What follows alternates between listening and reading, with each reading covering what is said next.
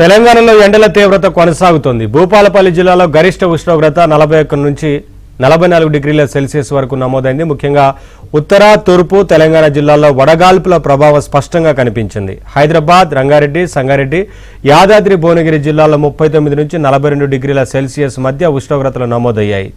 ఎండ వేడి ఉష్ణోగ్రతలకు సంబంధించి వాతావరణ శాఖ అధికారితో మా ప్రతినిధి శ్రావణి ఫేస్ టు ఫేస్.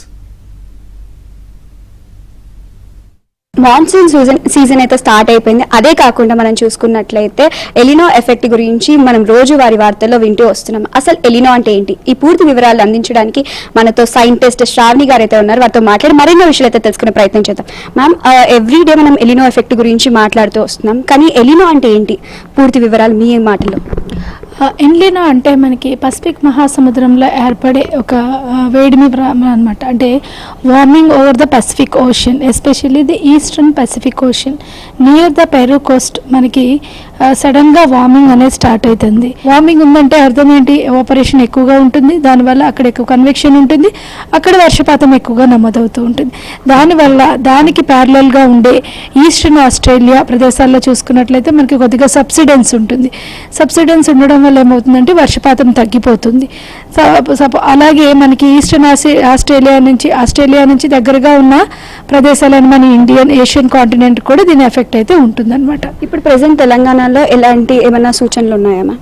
ప్రస్తుతానికి ఎలినో అయితే ఇంకా ట్రాన్సిషన్ ఫేజ్లో ఉంది. నెక్స్ట్ మంత్ మనకి ఇది ఏర్పడే అవకాశం అయితే కనిపిస్తూ ఉంది. ప్రస్తుతానికి చూసుకున్నట్లయితే దాదాపుగా మనకి మాన్సూన్ మూమెంట్ అనేది కొంచెం వీక్గానే ఉందని చెప్పచ్చు.